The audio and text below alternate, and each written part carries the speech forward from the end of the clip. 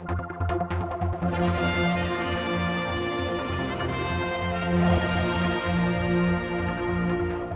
start by giving each candidate 3 minutes to make an opening statement and will allow similar 3 minutes for closing statements when it appears to me that an adequate opportunity has been given to all members. I would ask each candidate to keep their answers brief to allow as many questions as possible, but I will limit answers to 2 minutes to ensure this. Members have, of course, been free to meet the candidates outside of the hustings, and candidates have taken the opportunity to write to members, which is perfectly acceptable. Once the candidates have given their opening statements, I'd appreciate it if honourable members could signify their wish to ask a question by raising their hands, and I will call on them in the order that they catch my eye. The candidates for today's hustings are determined by the order in which the papers were submitted to the Secretary of the House, and they are Mrs Diane Kelsey, Miss August-Hanson, Mr Paul Craine, Mrs Kirrie Jenkins, Mrs Dawn Kinnish, Mr Conor Keenan, Mr Peter Reid, Ms Marie Birtles, Mr Gary Clewett, Mr Brian Brumby and Mr David Prichter. Now, before the rest of you arrived, we drew lots to see who will go first for their opening statement, and the first person up will be Ms Birtles, and your 3 minutes starts now. Thank you. Good morning, honourable members, chair and fellow nominees. I would like to start by telling you a little bit about my background. I was born in South Yorkshire in a small mining town and attended a local school. I left at the age of 17 after completing my GCSEs, when I started a youth training scheme where I worked in the office doing general admin.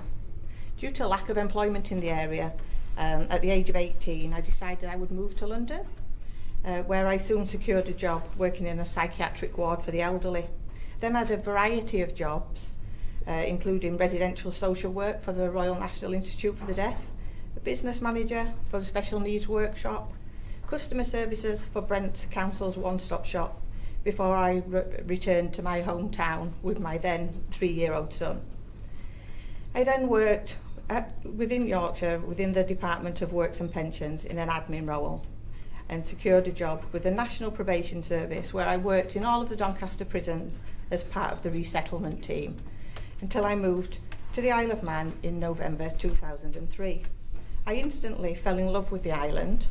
I was instantly hit by a feeling of safety and security, and by how beautiful the island was, and I am now proud to call this my home. It took me a couple of months to settle, and I then secured a part-time job as a senior healthcare assistant with the drug and alcohol team in the detox unit. My circumstances changed and I needed to change careers and get a full-time job, so I moved to Barclays, where I had a variety of roles. I've got 10 years experience in the finance sector. I then had a change and went to Douglas Borough Council, where I've been since. For 9.5 years I've worked as part of the management team for the housing. My reasons for putting myself forward for the MLC roles, in my view, for Legco to be successful, should be made up of a cross-section of our community, with people from different professional and life experiences. I feel, after meeting the other candidates, more so than ever, that I have something different to bring to the table. I'm not a high-flying business owner or an academic. I'm simply an individual who works closely, day to day, with those people who are in desperate needs at these very difficult times. People who are homeless, living in poverty, struggling with mental health or addictions, and I have a good understanding of the areas which urgent changes are required, and where there are currently service gaps, which I feel makes me an asset to Legco. Personally, I have over recent years had my own struggles moving to the island. As a white woman with a black child, that was the first challenge I faced. My son was subjected... Oh. That's why 3 minutes goes fast. Next up we have Mr Clewett, please. Thank you, Mr Speaker. Members. 4 years on the island that I've become immersed in. Not a long-term resident by any stretch. However, I do have family ties here. My great-uncle lived in Douglas, 500 yards from where I live, until he died in 1939. He and my grandfather were significant investors in the Isle of Man from the 1890s through 1940. Most of my would-be colleagues are long-term residents, and they can guide me in the areas where I am lacking. However, I do offer unique experience and perspectives to Legco and Tynwald. My 50 years global business, political, and legislative experience across multiple countries, economic, cultural, political and legal systems gives me both the depth and breadth of knowledge in several areas. The real problems facing us are not unique. They are universal, especially amongst small island nations, and even most especially amongst those small nations that have a history of being low-tax jurisdictions. We do not have the resources or the luxury of time to develop unique or insular solutions in many cases. The world is moving too fast for that. We must adopt and adapt and leverage others in similar situations where we can. And not invented here syndrome is foolhardy. In my background in tech, you embrace change or die. There is never time to reinvent the wheel. You adapt to survive. I have a long track record of surviving. And that is down to my experience in analyzing problems, developing alternatives, considering risks and mitigations, and following through to implementation. I will bring a wealth of experience, knowledge, pragmatism, and political understanding to a relatively inexperienced backbench.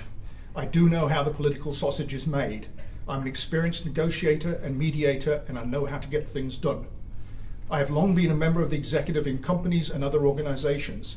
I know firsthand the temptation and challenge of executive overreach, and I've always valued robust scrutiny in helping me make better decisions.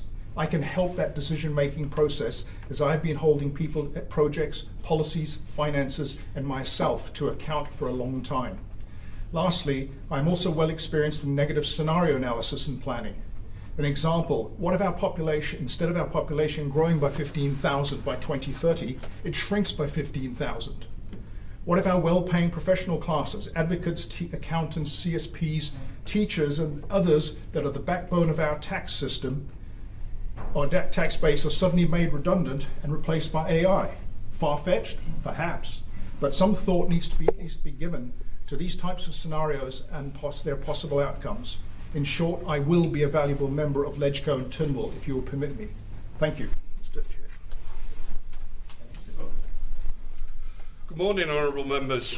I moved to the island 25 years ago to take up the share farming contract at Ballyclingham Farm just outside Ramsey. That was my first foray into self-employment. I managed a dairy herd there for 15 years, achieved high yields, won many championships at the local shows, and exported genetics to 5 European countries, including the UK's #1 indexing animal at the time. And okay, Holstein, genetics probably isn't your forte, but it just shows the quality and the standard of I like to work to. After 10 years, we diversified and started Silly Moose Campsite, and that attracts now visitors from worldwide and is one of the largest and most popular campsites on the island. We have a very high rebooking rate, which enabled us to be full for TT23 by October 22. And again, I hope you take that as a reflection on the quality of the work that we do. Silly Moose Attractions was another business we started, which was originally a farm maze, tractor and trailer rides, but has since grown to include weddings, birthday parties, festivals, which include the Dark Horse Music Festival and Mankind Festival, and corporate events for companies like RL360 and Nedbank. Through these two, I've met thousands of people from different countries, religions, and in different careers, and have soaked up a very wide and varied selection of views. We also like to put back into the system, like I said, Mankind, TT Marshall, Scouts, Duke of Edinburgh, all have very reduced rates on the campsite. So after moving to the island, I quickly joined the NFU and went through a succession of elected roles before being president for 6 years. Brought me in contact with DEFRA and other departments and Tynwald. I've scrutinised proposed policy from DEFRA. I've spoken for and against on separate occasions in presentations to Tynwald in this very room. I've brought forward frameworks for new schemes as counter proposals, which include the Agriculture Environment Scheme, which has since been adopted by Tynwald and was brought forward by DEFRA. I foresaw the problems that Ramsey Bakery were going to run in and called a meeting of all interested parties and proposed a new mill at Sulby. And to be president of the union for 6 years, with its 400 members, you've got to be able to debate and listen and come up with policies that take the majority with you. I've been a green energy champion for 12 years since the previous government had a target of 15% carbon reduction. Sorry, that's 3 minutes up. Excuse me, Mr. Chair. When you tap, nobody can. I don't think anybody can hear it down here when you do your I tapping. can tap loud without trying to be too distracting, which is the hard balance to strike. Mr. Prickett. Good morning, Mr. Speaker and honourable members. I trust that you have all had time to read my CV and personal statement that accompanied my nomination paper. So I will now give you a brief overview of how I've arrived in the Isle of Man. I qualified as an electrician and a sound and lighting engineer as an apprentice. I then got involved into a computer bureau in the early 80s, and that bureau grew to be one of the biggest in the UK. It was sold in the mid-80s, late 80s, and I decided then to go contracting around the UK, helping banks, finance industries and insurance companies. In 1990, I took a leap of faith to go and live in Guernsey. My partner had a job offer there, which she was keen to take up, so we moved to Guernsey in 1990. At that time, I had one son. Within 3 months of arriving in Guernsey, they convinced me to join their company as well. So I spent the next 8 years travelling the world, teaching people about software, hardware, how to use it in the finance world. Worked in virtually every offshore company in the world, throughout Europe, US, Caine, Bahamas, South America. And in 1998, I'd been working for Abbey National in Jersey for over the last 8 years as a consultant. They convinced me to join their company, so they had great expansion plans to almost conquer the world. It started well. We went to the US, we went to the Far East, and we went to Guernsey, Jersey, Isle of Man. And they said they wanted to open an office in the Isle of Man as a back office systems for their whole global network. So they asked me to move to the Isle of Man in 2000. We moved here, we opened up a big office in Kirrie, and we ended up with roughly 350 people. Abbey National then in 2004 was bought out by Santander. To us it sounded like a good idea. The first thing they did was close the Isle of Man. Tell us they were closing the Isle of Man. That was the biggest mistake they ever made. One, the Isle of Man had the best workers. Without sounding too horrible, they were the most efficient and cheapest in the group, and therefore they closed down their best operation throughout the world.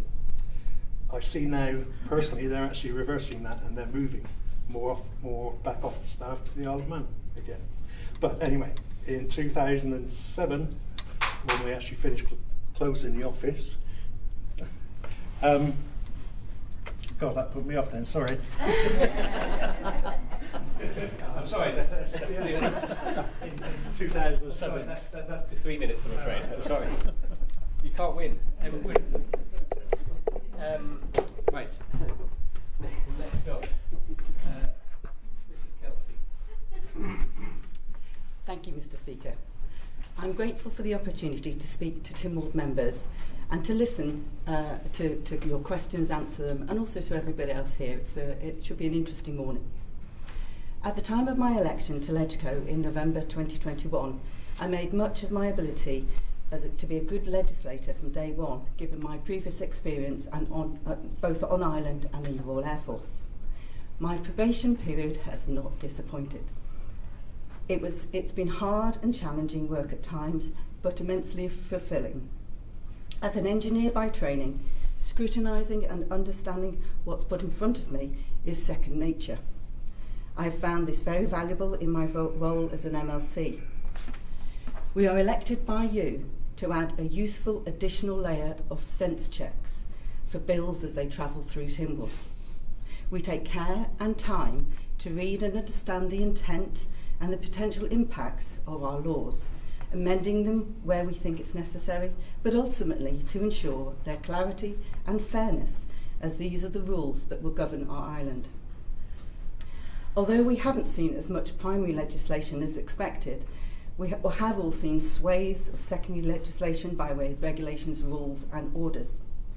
When coupled with the number of government, departmental and committee reports we've been presented with over the last 15 months, there's been an awful lot to read. And I have read everything and questioned where I felt the need to make sure I understood every paper we've seen. I've challenged or inputted when required, but always worked collegiately with other honourable members and civil servants to ensure a satisfactory result for us all. In addition, early on in my term in office, I was asked to consider taking on additional responsibilities. I became Armed Forces Champion, a member of the Cabinet Office, and the Vice Chair of the Isle of Man Post Office. These were areas where I felt I could add value. I've enjoyed the chance to develop my knowledge of the wider workings of government in these roles, which I'd like to continue in should I be re-elected. I also hope to get the chance to serve on a Tynwald committee. To summarise, I have enjoyed the relatively short time I've been post, and I remain fully committed to work hard to serve our island the best I can. Thank you very much. Ms August-Hanson. Thank you. Good morning, honourable members, chair and fellow candidates. It's been a privilege to serve as a member of Legislative Council and Tynwald over the course of the last 5 years. I joined as the youngest female MLC to date. I was 32 at the time, a bit wet behind the ears, but could never have predicted the amount that we were to go through over the following 5 years, with Brexit, COVID-19, the climate emergency, cost of living crisis, energy instability, amongst many other additional shared challenges. My passion for engaging with legislation is an area that I've committed myself to further upskilling, and I believe that that kind of training makes the MLC a more competent MLC, particularly in dealing with legislative repercussions of such challenges that I've just mentioned. I was the first parliamentarian to become a member of the Commonwealth Association of Legislative Council, CALC, in 2018, which afforded me a network of contacts across the Commonwealth in the legislative drafting world. After training by our own drafters and instructing for primary and secondary legislation, the use of drafting software, I have an abiding interest in how drafting works and how that then translates into parliamentary business. I've worked in multiple departments responsible for their legislative programmes and under a memoranda of understanding on legislative project work, which has proven that LegCo can work in pre-legislative scrutiny in departments on legislation without departmental membership, and we can bring those bills then through the branch with a greater knowledge base. I then acted as a critical friend in departments with working on legislation from principles right the way through to the finish line and off to the MOJ, and I've also worked on implementation in the DHSC as well, on it as chair of its legislation and policy committee. In Tynwald, I'm an active member on a number of committees. I currently chair the Constitutional, Legal Affairs and Justice Committee, which has just brought out the Youth Justice Report, unanimously approved by Tynwald after some alignment with broader policy brought by the Justice and Home Affairs Minister and by the DHSC Minister. That CLAD membership then links to my work on the preeminent parliamentary committee, Public Accounts Committee, and its work on scrutiny of financial expenditure, like the Liverpool landing stage. Standing Committee on the Business and Functioning of Legislative Council, I also chair and has achieved some real change to Legislative Council processes in the last administration and continues to plan the bringing of council items. In the latter part of my term, I was blessed to give birth to my daughter very soon after a Tynwald sitting. She's changed me and the way that I work in Parliament, and I have learnt how to be a more effective parliamentarian as a result. Thank you. Mr. Craig. Good morning, Lord, and good morning, honourable members. The job description for MLCs expects us to be providing support for MHKs and offering an understanding and experience of island life. And I'd like to pick up on these under three headings, really. Firstly, my experience of the Isle of Man extends back well over 60 years. I remember the years of difficulty, the early 1960s, when my dad and his brother, both in business in different ways, shared a 15-year-old car. You know, I remember the difficulties of the early 60s. I remember the depressed 80s. I remember the power station debts of 2005 and the VAT sharing arrangement changes in 2010, not to mention Brexit, COVID, and so on. I also remember the years of plenty, the boom years of the 1970s new resident policy. And I remember the years of the personnel cap mechanism to try and stop government departments from employing too many staff. I lived through all of that, and I haven't simply been an observer. In the 1970s, I undertook postgraduate research on the island's population. I've been studying that ever since. In 2016, I published the Isle of Man Population Atlas, showing analytical skills, attention to details, personal drive that served me well as an MLC. Secondly, I've contributed much more than just numbers. And between 1991 and 2007, I was involved in the Island Games Association of Man and attended 9 consecutive games from Åland in Finland to Rhodes in Greece, gaining an insight into small island nations along the way. I served as Secretary, Treasurer, Chair and Team Manager, and I was awarded the Manx National Personality of the Year in 1997 for my services. I was elected onto Mourão Commissioners 3 times, had served on the Western Civic Community site, on the Peel and District Housing Board, on the Municipal Association, and on the Richmond Hill Consultative Committee, where I was scrutinising the operation of the Energy from Waste plant. I have a long-standing interest in development, and I was instrumental in twinning the Methodist Church in the Isle of Man with the Methodist Church in Sierra Leone in 2011. Thirdly, my professional life, after 20 years teaching, mostly as an assistant head at Castle Rushen, I became the island's senior secondary education advisor, leading for 16 years on secondary training, the secondary strategy, advice to school governing bodies, quality assurance, support and challenge for head teachers, and much more. For 16 years, I was the Department of Education spokesperson on secondary education matters. I represented the department on a British-Irish Council work stream and attended meetings throughout Britain and Ireland, as well as the Crown dependencies. In 2010, I made a short visit to China with the Minister for Education. In summary, my experience and understanding of the island life are very extensive. I know where the Isle of Man has come from and how it got to where it is today. Thank you very much. Mrs. Jenkins.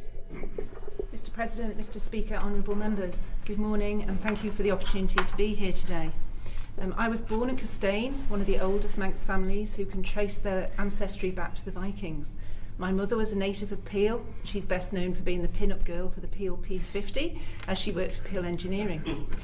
I was brought up on a farm in the south of the island, but have spent my working life in the finance world, travelling with various roles and working for a time in the Far East. I've worked in highly pressurised environments such as the Hong Kong Exchange and dealt with high net worth expatriates covering trusts, insurance, funds and various financial instruments, and I'm familiar with legislation and working practices in various jurisdictions. I have used my fiduciary skills to support various boards across different industries. I'm a member of the Institute for Agricultural Secretaries and Administrators. I was Company Secretary for the Agricultural Marketing Society, Company Secretary for our family farming enterprise, and I'm familiar with the legislation applicable to that sector. I'm currently trustee of a UK charity, Ocean Generation, which is endorsed by the UN and that played a lead role in highlighting the global problems of single-use plastics and other ocean threats. I was elected to the board of Barber and Russian Parish Commissioners and am currently chairman. I work collegiately with the team developing strong links to community, local charities and businesses. I have a practical working knowledge of the primary and secondary legislation in this area, along with statutory boards. I was instrumental in forensically examining the financial status of the Southern Swimming Pool, highlighting the difficulties and working with the local government unit and desk to find solutions in a constructive way. I believe that the 5 principles of corporate governance, responsibility, accountability, awareness, impartiality and transparency, are all in common with the principles that apply to the role of MLC. I am equipped with the attributes to carry out effective research, analysis and scrutiny, and believe I can make a strong contribution. In 2014, I presented a petition of redress, highlighting that the planning and building control system was not fit for purpose. It resulted in a select committee making 18 recommendations, one of which was the urgent introduction of the Commissioner for Administration. I've retained a keen interest in planning legislation and the crossover with a number of other areas. I was on the committee of the Self-Catering Owners Association and spent time scrutinising the draft landlord registration bill, and am familiar with the challenges in that sector.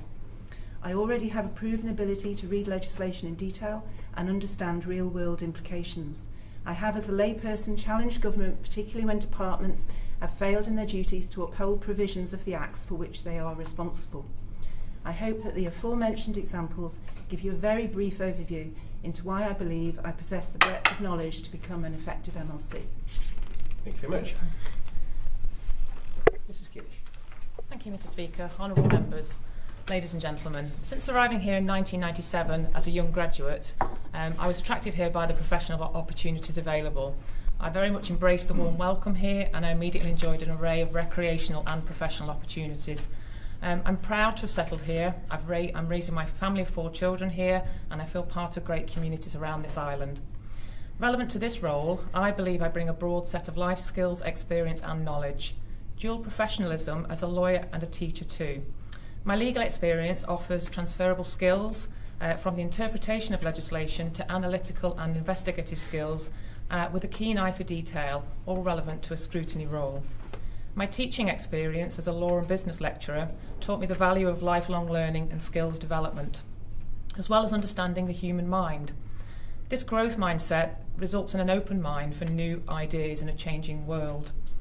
In the business sector, I gained knowledge and experience in the CSP and TSP sector, as well as the legal practice and accountancy practices. I had experience in a large accountancy practice which focused on corporate recovery of businesses, and this involved teamwork, bringing together a range of skills from accountancy, legal, economic and administrative. This work included a large amount of scrutiny and scrutiny of corporate papers and accounts. I did pause my career to raise my family during their early years. This was partly driven by childcare policies in place at that time. During this time, I ran a parent-carer TOTS group, and I recognised the importance of not just social cohesion as a support network, but early years child development. During that period, when I was economically inactive, I then took a Council of Ministers appointment in the Health Services Consultative Committee, a scrutiny role focusing on healthcare delivery and draft legislation. This then led to further work, investigative work for health, examining complex policies and issues, reviewing evidence, data, research and statutory powers. More recently, I delivered the Equality Act implementation project as the Government Equality Advisor based in the Cabinet Office. This enabled me to work across all departments, statutory boards and offices, and a close relationship with, in particular, Department for Enterprise officers working on employment legislation. I have a clear knowledge of government and Tim processes and functions. I now deliver equality advice through my own consultancy business, as well as ad hoc investigations for both the public and private sector. I've been actively involved in various roles, from the local football club committee to establishing an allotment association to my current role as secretary of Laxey Sailing Club, where we've revived sailing for young people. I'm also a director and trustee of Isle of Pride and take an active part in the successful delivery of 2 Pride festivals. I feel privileged to have gained so much insight across so many sectors and bring different perspectives, which I believe will bring a complementary beneficial dimension to MHK. Thank you very much. Mr. Keegan. Good morning to my members and guests. Mr. Speaker, thank you for inviting us to today and providing the opportunity to answer members' questions. Thank you to those who have met with me prior to today, and I'm happy to discuss anything further after the hosting. I'm grateful to members for allowing me to be part of this process for a second time. I was encouraged by my result and subsequent feedback I received previously, which inspired me to put myself forward again. Being unsuccessful previously has fuelled my desire and strengthened my resolve to further improve and prove my suitability for the role. Since the previous election, I've continued to actively follow the developments of Tynwald, and whilst appreciating there are no political qualifications as such, I've dedicated the last 15 months to improving my suitability by undertaking specific scrutiny-based training with the Local Government Information Unit and the Centre for Governance and Scrutiny, amongst a raft of other training. In the wake of last year's Employment Tribunal, the Chief Minister commented there was too much top-down management and not enough bottom-up listening and problem-solving. I believe I can help add this perspective to LegCo and more broadly to Tynwald. As a teacher, I work in a heavily legislated and regulated environment, and I feel it is often the impact of restrictive legislation rather than policy itself which can be limiting. I feel it is here I can add value bridging the gap by considering the impact of legislation from a unique perspective. I understand the MLC role. Scrutiny is rightly the primary focus, but I'm comfortable with the other aspects of the role, being a contributing member of Tynwald, potential committee member or PAC member. I understand the purpose of primary and secondary legislation, as well as the passage of legislation through the branches. In addition to the role, I'm comfortable with the other expectations of a LegCo and Tynwald member, Nolan principles, role of register of business, and the importance of Hansard, to name but a few. It is right that policy should be driven by MHKs. It should be for LegCo to scrutinise and help ensure that effective legislation help meet the policy intent without causing any unintended consequences. A good LegCo member should be able to offer effective scrutiny of the executive also. Having followed the Island Plan from its draft stage to present, I'm confident I can offer this. I'm passionate about Tynwald. I believe our national parliament should be representative of the people it seeks to serve, and I believe I can help contribute to this. I look forward to answering your questions. Thank you very much. And Mr. Reid, please. Mr. Speaker, honourable members, I'm Peter Reid. It's a great honour to put myself forward as member of the Legislative Council. I'll start by saying I love the Isle of Man, and since retiring last year as Island Director for Lloyds and also Director of a number of boards, I'm keen to continue to contribute to our island's success and use my experience to support you in delivering legislation, but also our economic strategy. Having worked in the financial sector, whether it be in banking, leading the International Bank, or here as Island Director, or in transformation of large pension insurance divisions for our company into profitable centres, or even as a director scrutinising and ensuring governance of large companies, I believe I can contribute in three key ways. In scrutiny, whether that be legislation, committee or review boards, I love being in the detail. And I've spent years in the UK and the Isle of Man contributing to legislation and financial regulation as a subject matter expert or serving on legislative subcommittees for finance or technical review committees such as the Biosphere. I've served as President of the Isle of Man Bankers Association and the London Institute of Banking and Finance over periods of financial crisis and huge regulatory change.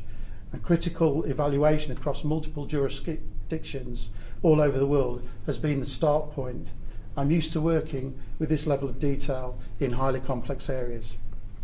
Secondly, in support of our island's economic strategy, of which we have a well-defined plan of what we're going to do with growing population, GDP, government finance and decarbonising services. I want to support the how by offering my skills and experience in key departments such as Treasury, from my economic and financial background, or education, having introduced financial apprenticeships, school qualifications for UCAS points, or employment, having created and attracted roles to the Isle of Man and winning the backing of boards to invest in the Isle of Man, in what I would suggest is one of the best workplaces on this island with Lloyds. And lastly, in proven success working within teams across a broad church of stakeholders, whether it be delivering transformation through detailed change and meticulous process re-engineering, or understanding the impacts of change and how best to reduce the risks of poor implementation by ensuring the detail and delivering its original purpose. I hope I can convince you today to vote for me through what I've done and what I can do, as I want to give back to the Isle of Man that has done so much for me.